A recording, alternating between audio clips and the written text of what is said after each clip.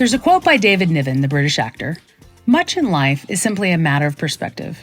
It's not inherently good or bad, a success or a failure. It's how we choose to look at things that makes the difference. Welcome back to another episode of the Accidental Mentor, Mentor Minute series. We're thrilled to have you here with us. These Mentor Minutes are short episodes of my thoughts on various topics or lessons I've learned. I would love to engage with you with thoughts or opinions on the topics I bring up. I'm also happy to answer your questions. You can leave a comment or a question on my website at charlenegarrett.com/blog. Now let's get started with our newest Mentor Minutes episode. Today I want to talk about perspective and how our outlook often determines our experience. Started with that quote, let's look at it again. Much in life is simply a matter of perspective. It's not inherently good or bad, a success or a failure. It's how we choose to look at things that makes the difference. I think it's easy to skip over this, but let it sink in a minute. What does David mean? You may say, Charlene, there are plenty of good or bad things in the world. I've experienced them. As I think about it, it reminds me of a well-known fable shared by one of my accidental mentors, Dr. Shirzad Chamine, in his book, Positive Intelligence. Let me share it here and see if it helps us explore this idea of perspective a bit more. Once upon a time, there was an old farmer in a small village in China. He owned a stallion, his most prized possession. One day, the stallion won first place in a competition. The neighbors rushed over to congratulate him, but instead of celebrating, the farmer said, "Who knows what is good or what is bad?" The next week, thieves stole this prized stallion. The neighbors came to console the farmer, but he remained calm, responding, "Who knows what is good or what is bad?" A few weeks later, the stallion returned, bringing wild young mares with him. The neighbors were amazed, and they congratulated him again, but still, he said, "Who knows what is good or what is bad?" A few weeks later, the farmer's son broke his leg while trying to ride and break one of the wild horses. The neighbors offered their sympathies, only to hear the same response from the farmer. They shook their heads and walked away. Soon after, a war broke out, and all able-bodied young men were drafted. The farmer's son was spared due to his injury. This time, the neighbors didn't even visit. They knew what the farmer would say. Who knows what is good and what is bad? As you could see, the fable emphasizes that it's not the events, but our perception of them that shapes our experience. Now, I know bad events happen, and good events, right? And there are a host of emotions that go with those experiences. However, if we stay in that emotion or we camp out in that experience and we don't shift away from this kind of binary way of seeing things as good or bad, people talk about it as being black or white. I think we limit our future possibilities and even the quality of our present day lives.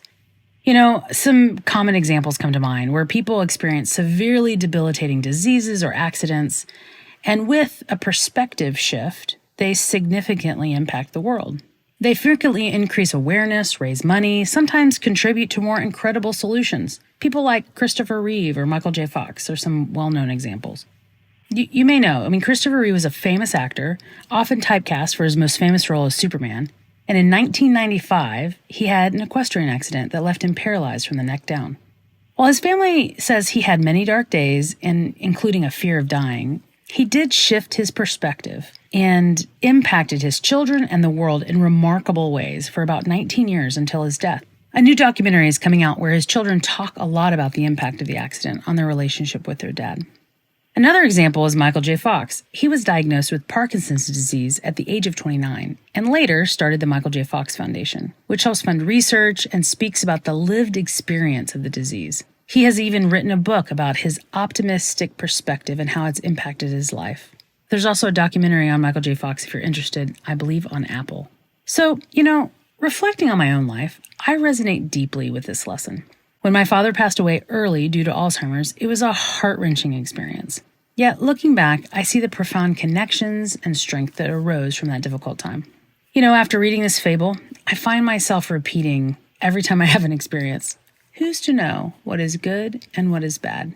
And even though my judgment may say, this thing that's happening to me right now, this is a bad thing, it may be the very thing that acts as a catalyst and leads me to a more fruitful and happy experience than I may have ever gotten to without that. Another example in my life is about a year ago. I went through a traumatic and sudden work transition. My work is made up of friendships and trusted relationships, and I would often describe where I was as like the most beautiful connection of those things. So for me, this was a really hard time. It was really hard for me to determine what part of the situation was my responsibility, what was not, or even what trust I had broken and what betrayal I had experienced. It was just very complicated. Initially, I felt like a failure, and it took a while for me to process through these emotions with God and trusted friends. But as I processed the experience and changed my perspective, I saw it as a growth opportunity and new beginnings.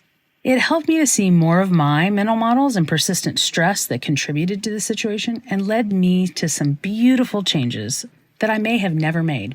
And now, a year later, my life is full of new opportunities and joy that reinforce the idea that all things indeed do work together for good. I mean, the Bible echoes this, or maybe I'm echoing the Bible, honestly. Romans 8:28, we know that all things work together for good, for those who love God, who are called according to his purpose. This passage has been a cornerstone of faith for me, particularly in times of difficulty. So I invite you, think about your own life. Consider maybe the last several years. Do you have events that you initially perceived as good or bad? Has your perspective changed? What are some of the things that have happened that might not have happened if those events had not played out the way they did? Share your thoughts and experiences with us at charlenegarrett.com/blog. I'll put the exact link in the show notes for you. Thank you for joining me today. Remember, it's not about the events that happen to us, but how we perceive and respond to them. Keep tuning in for more Mentor Minutes where we explore the unexpected and celebrate growth together. See you next time.